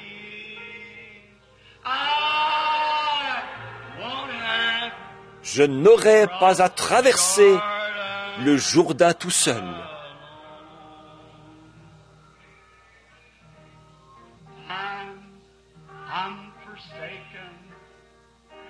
Parfois, je suis abandonné et là, adorez-le simplement maintenant. On dirait que tous mes amis sont partis. Avez-vous déjà vécu cette situation? Mais il y a une pensée qui me réconforte. Quelle était la promesse?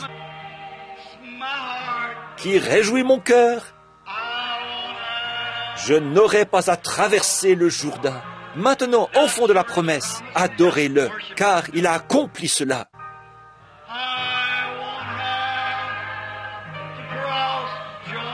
Je n'aurai pas à traverser le Jourdain tout seul.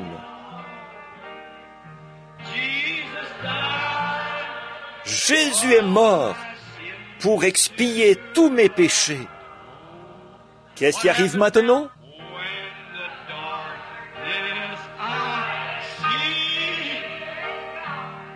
Lorsque je verrai paraître l'obscurité, il m'attendra. Je n'aurai pas à traverser le Jourdain tout seul.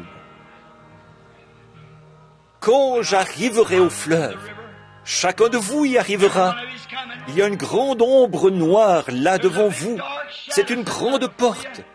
Un de ces jours, vous allez la franchir. Peut-être avant la fin de la journée. peut-être avant la fin du culte ce matin. Vous allez la franchir. Chaque battement de votre cœur est un pas dans cette direction.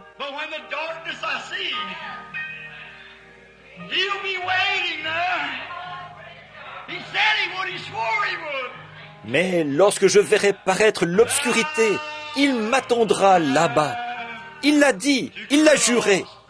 Alors je n'aurai pas à traverser le Jourdain tout seul. Ô Seigneur béni, nos cœurs sont pleins ce matin à déborder.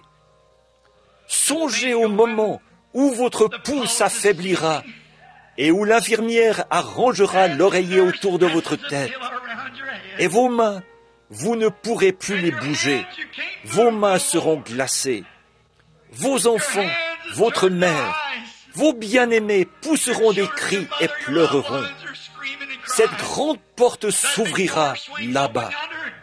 Il sera là à vous attendre. David a dit, si je me couche au séjour des morts, il y sera. Je n'aurai pas à traverser ça tout seul. Quand les gouttelettes du fleuve commenceront à mouiller notre visage, Dieu prendra le bateau de sauvetage et nous guidera jusque de l'autre côté. Il a promis qu'il le ferait. David le prophète a dit, « Quand je marche dans la vallée de l'ombre de la mort, je ne crains aucun mal. Tu es avec moi, ta houlette et ton bâton me rassurent. » Seigneur, nous sommes si heureux aujourd'hui d'avoir été comptés parmi les héritiers de la promesse.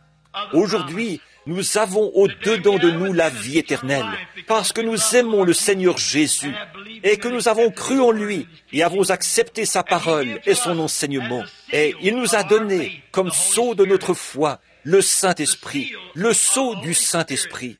Notre foi au-dedans de nous est ancrée. Bien que souvent nous marchions au milieu d'ombres noires et que souvent nous trébuchions le long de la route, notre ancre tient bon malgré tout. Tout là-bas, semble-t-il, il y a quelque chose qui continue à nous guider, qui dit « Continue à avancer ».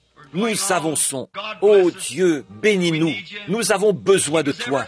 Garde-nous toujours fidèles et loyaux jusqu'au moment où tu viendras nous chercher et nous te louerons pendant les âges éternels. Et ce jour-là, quand nous nous tiendrons sur la terre, ses pieds bénis n'ont pas encore touché la terre.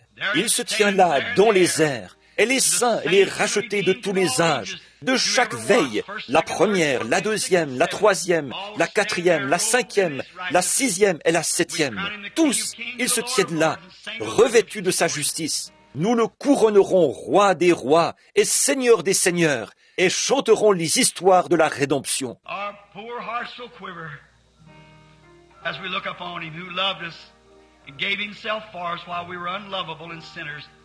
Christ died that we might be saved. We thank thee for it, Father, in Christ's name. Amen. Nos pauvres cœurs frémiront lorsque nous le regarderons, lui qui nous a aimés et qui s'est donné pour nous. Lorsque nous étions détestables et pécheurs, Christ est mort pour que nous puissions être sauvés. Nous t'en remercions, Père, au nom de Christ. Amen. Vous l'aimez? Oh, qu'il est réel! Ne ressentez-vous pas une envie irrésistible de l'entourer de vos bras? N'aimeriez-vous pas vous traîner jusqu'à lui et lui toucher les pieds? Vous savez, des gens qui avaient l'habitude d'assister à mes réunions à Phoenix, en Arizona, disaient « Je voudrais en reparler avec lui. Je voudrais lui dire « Seigneur, tu m'as aimé quand mon sentier devenait tellement sombre. J'aimerais en reparler avec lui avant de traverser. Je désire le voir. Je désire tant le voir, de penser à ce que je ressentirais, comme mon pauvre cœur frémira. Lorsque je le verrai là-bas, j'ai souvent songé, j'aurais aimé pouvoir entendre cette voix dire « Venez à moi, vous tous qui êtes fatigués et chargés, je vous donnerai du repos. » Probablement que je n'entendrai jamais ces mots-là, comme il les a prononcés à ce moment-là, mais je veux l'entendre dire « C'est le dernier jour, tu as fait du bon travail, mon bon et fidèle serviteur. Entre maintenant dans les joies du Seigneur, qui ont été préparées pour toi. » Depuis combien de temps? Depuis que tu as été sauvé? Non, frère, depuis la fondation du monde, quand je t'ai vu est connu d'avance et que je t'ai destiné à la vie éternelle. C'est là que vous avez été bénis. Tous ceux qu'il a connus d'avance, il les a appelés. Pas vrai? Tous ceux qu'il a appelés, il les a justifiés. Ceux qu'il a justifiés, il les a déjà glorifiés. Voilà, c'est ça. Il nous a connus d'avance, nous a appelés, nous a justifiés, et nous sommes déjà glorifiés avec lui à la fin du monde. Nous partons vers notre récompense. N'êtes-vous pas heureux? Bien sûr que ça vous fait l'aimer, alors que vous ne pouviez pas vous en sortir tout seul. Lui est venu et a fait tout ça pour vous. Béni soit le lien, sœur Gertie, qui nous unit en Christ, pendant que nous avons maintenant cette petite communion dans l'adoration ici. Après quoi, nous allons prier pour les malades. Que Dieu vous bénisse. Vous qui avez levé la main vers Christ ce matin, trouvez-vous un endroit où adorer, où le servir. Bon, adorons-le maintenant, en tant qu'assemblée. Vous tous, méthodistes, de l'Église de Dieu, des assemblées de Dieu, presbytériens, luthériens, catholiques, tous ensemble, là, chantons maintenant.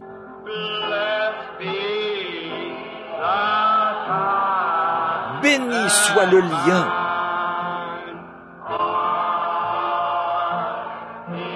qui nous unit en Christ.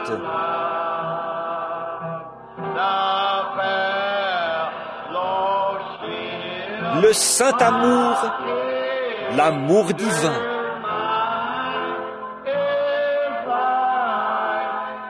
Que verse en nous l'Esprit.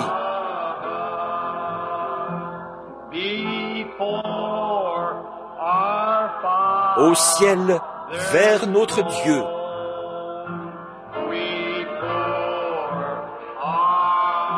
Avec joie et ferveur,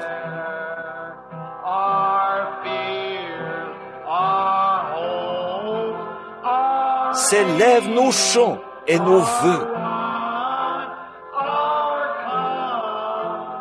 Parfum doux au Seigneur.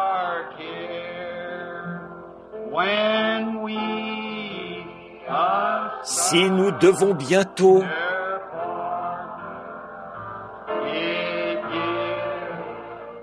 quitter ces lieux bénis,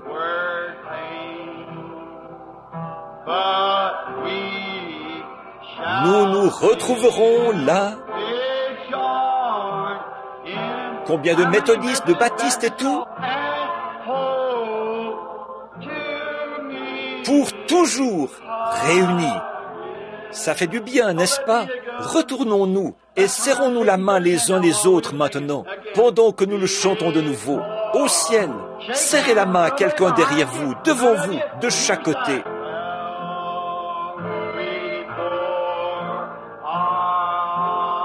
Dieu, avec joie et ferveur,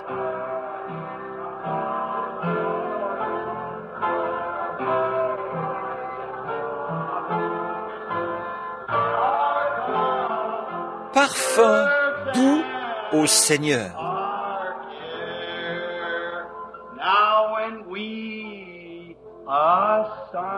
Maintenant, si nous devons bientôt, nous allons nous aimer les uns les autres. Quittez, vous voudriez que la réunion continue? Voyez, c'est ce que nous pensons. Lieu béni, nous nous retrouverons là-haut, dans l'unité, pour toujours réunis. Si nous ne nous revoyons plus ici, nous nous retrouverons en ce grand jour. Maintenant, Père, reçois notre adoration ce matin. Prends la parole et plante-la dans le cœur des croyants. Qu'il ne soit pas ballotté en haut aujourd'hui, en bas demain, mais que ces paroles trouvent leur lieu de repos dans le cœur de chaque croyant. De savoir que Dieu a juré par serment et qu'il y a deux choses immuables. L'immutabilité de Dieu, il est donc impossible qu'il monte. Ce qui donne aux héritiers de ce salut une ferme espérance, solide et sûre, une ancre dans l'âme, de savoir que Dieu nous a promis, par un serment, il a juré. D'un côté, il ne peut pas mentir, de l'autre, en plus de ça, il a juré, prêté serment, qu'il nous ressusciterait au dernier jour et nous donnerait la vie éternelle. sachant que, après que nous avons été appelés, il dit qu'il nous avait connus avant la fondation du monde et nous avait prédestinés à être ses enfants d'adoption par Jésus-Christ. Il nous a connus d'avance, il nous a appelés, et quand il nous a appelés, il nous a justifiés. Nous ne pouvons pas nous justifier nous-mêmes. Alors il nous a justifiés par la mort de son propre Fils. Ceux qu'il a justifiés, il les a déjà glorifiés. La parole a déjà été prononcée. Et nous sommes en route. Nous avançons en nous réjouissant sur le chemin qui nous conduit à la gloire. Donne la foi aux gens et que les petites habitudes et les choses qui sont accrochées aux gens, qu'ils s'en détachent ce matin par cette parole de Dieu qui est une encre de l'âme, solide et sûre. Qu'ils se détachent de leurs habitudes, de leur petite colère, et les choses qui les ont, comme Paul l'a dit, ce que nous verrons dans la prochaine partie du message, dans quelques jours. Rejetons tout fardeau et le péché qui nous enveloppe si facilement, pour que nous puissions courir avec persévérance dans la carrière qui nous est ouverte, ayant les regards sur le chef et le consommateur de notre foi, Jésus-Christ, qui a été tenté comme nous de toutes les manières, mais il n'a pas péché. Il a été permis qu'il soit tenté, mais il n'a pas cédé à la tentation. Et nous sommes tentés de pécher, mais jamais de céder. Parce que la vie qui est au-dedans de nous est l'encre de notre destination éternelle. Et nous considérons cela comme sacré dans notre cœur. Maintenant, il y a beaucoup de gens que Satan a affligés par des afflictions. Nous sommes sur le point de prier pour eux, Père. Puisse-t-il, alors qu'ils défileront sous l'effet de la parole de Dieu aujourd'hui, cette précieuse parole qui a été prêchée, la Bible qui rend témoignage, les anges de Dieu qui se tiennent tout près et, par-dessus tout, le glorieux Saint-Esprit qui se tient ici pour rendre témoignage de la parole. Maintenant, Père, alors qu'ils passeront sous l'effet de la parole de la promesse, ce matin, puissent-ils repartir d'ici et retrouver la santé, pouvoir retirer leurs appareils orthopédiques, quitter les fauteuils et les lits de camp sur lesquels ils étaient étendus, et être simplement guéris. Accorde-le, Seigneur. Puissent-ils revenir à la prochaine réunion où il leur sera permis de venir, ou retourner à leurs propres églises, tout joyeux, montrant les grandes choses que Christ a faites. Nous accomplirons ce service pour ta gloire, au nom de Jésus. Amen. Je dois m'excuser pour une promesse que j'avais faite, que ce matin nous prendrions le chapitre 7, mais je n'y suis pas arrivé. Et nous devons consacrer un peu de temps ici à ceci, à la ligne de prière. Et alors, ce soir, si le Seigneur le veut, nous prendrons le chapitre 7 et nous verrons qui était ce Melchisédek.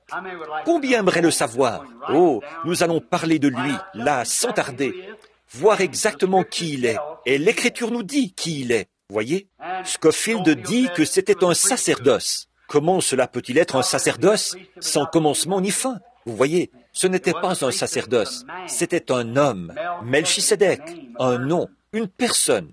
C'est comme, sans vouloir manquer d'égard envers eux. Mais la science chrétienne déclare que le Saint-Esprit est une pensée, alors que la Bible dit, lui, le Saint-Esprit, lui est un pronom personnel. C'est une personne, pas une pensée, c'est une personne. Absolument. Et Melchisédek est un homme qui n'a eu ni commencement de jour, ni fin d'année. Il n'a eu ni père, ni mère, ni généalogie. Nous allons voir qui il est, si le Seigneur le veut, ce soir, par la parole. Aimez-vous cela? Oh, ta parole est une lampe sur mon sentier et à mes pieds. Oh, maintenant vous dites, frère Branham, je ne la comprends pas entièrement, moi non plus. Mais une fois, je prêchais dans le Kentucky. Je m'adresse aux nouveaux venus, aux catholiques et aux autres, qui ne comprennent peut-être pas tout à fait ces choses profondes et riches de l'Écriture. J'avais prêché sur la guérison divine. Une jeune fille, les pieds nus, avait amené, elle n'avait pas 15 ans, et elle avait un petit bébé qui avait la paralysie agitante. J'ai dit, qu'est-ce qu'il a, sœur, votre bébé? Elle a dit, il a la tremblote. Elle ne savait pas comment appeler ça, la paralysie agitante. Elle ne savait pas quel nom donner à ça. Cette petite n'avait probablement jamais porté une paire de chaussures de sa vie. C'était la chérie d'un homme. Elle avait de longs cheveux qui descendaient. J'ai dit, est-ce que vous croyez? Et ses petits yeux gris acier m'ont regardé. Elle a dit, ah oui, monsieur, pour sûr que je crois. J'ai pris le petit bébé, et pendant que je priais pour lui, il a arrêté de trembler. Ah! Et cela s'est su, cela s'est su. Le lendemain, je chassais l'écureuil sur le flanc d'une montagne. J'ai entendu des hommes, ils étaient assis là en train de causer. On entendait le bruit d'une vieille scie. Je me suis approché discrètement. J'avais chassé l'écureuil. Ils parlaient de moi, assis là, chiquant leur tabac et le recrachant. Les feuilles voltigeaient comme ça. Ils parlaient de la réunion du soir précédent. L'un d'eux a dit, « J'ai vu ce bébé. Je suis passé par là ce matin. Il ne tremble pas, ce matin encore. » Voyez, il a dit, « C'était authentique, ça. » Et ils crachaient. Ils avaient des carabines appuyées contre l'arbre. Alors j'ai pensé qu'il était préférable de me faire connaître. Vous savez, et là-bas, ils ont des guerres de clans. Donc, je me suis approché, j'ai dit, « Bonjour, frère !» Le grand gaillard, c'était lui, semble-t-il, qui parlait. Il avait une chique de tabac dans la bouche, comme ça, tout au coin, comme ça. Et il avait un gros cou, long.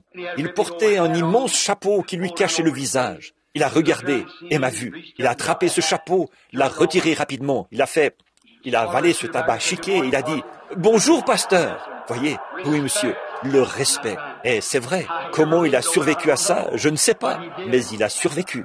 Eh bien, le lendemain soir, quand je suis revenu, il y avait là un homme qui voulait argumenter un peu avec moi. Il fréquentait une église où on ne croit pas à la guérison divine. Donc là, c'était une église méthodiste, à White Hill, dans le Kentucky. Donc il était dehors. Il avait une lanterne à la main. Il a dit, « Prédicateur, je voudrais dire quelque chose. Je ne peux vraiment pas accepter ça, parce que je ne le vois pas. » J'ai dit, « Vous ne le voyez pas ?» Il a dit, « Non. » Il a dit, « Je suis moi-même malade. » Mais il a dit, « Je ne vois vraiment pas ça. » J'ai dit, « Où habitez-vous ?»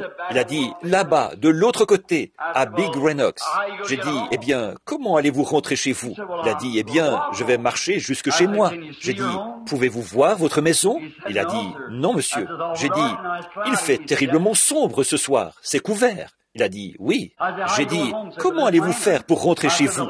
Il a dit, « En utilisant cette lanterne. » J'ai dit, « La lumière que la lanterne projette n'éclaire pas jusqu'à votre maison. » J'ai dit, « Comment allez-vous y aller ?» Il a dit, « Oh, je vais marcher en utilisant cette lanterne. » J'ai dit, « Voilà, c'est ça. Vous avez maintenant la lumière produite par la lanterne. Et chaque fois que vous faites un pas dans cette direction-ci, la lumière va continuer à éclairer devant vous. Si vous continuez à marcher, la lumière continuera à vous accompagner.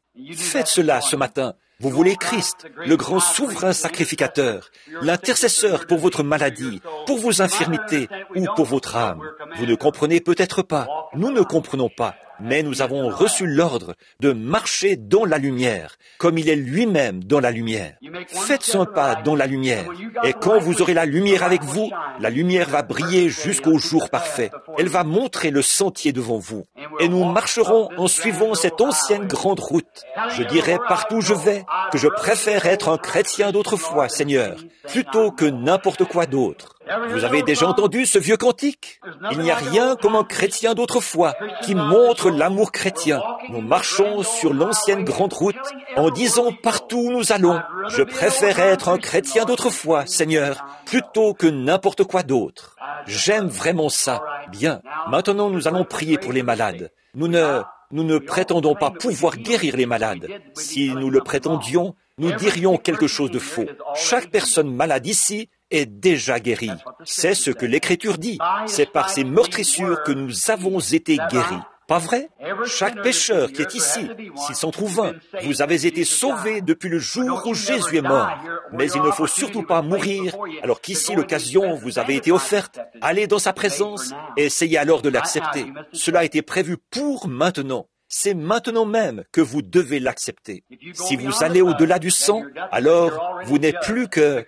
Vous êtes déjà jugé, parce que vous êtes jugé par la manière dont vous avez traité l'expiation du Seigneur Jésus-Christ. Voyez, vous vous jugez vous-même là.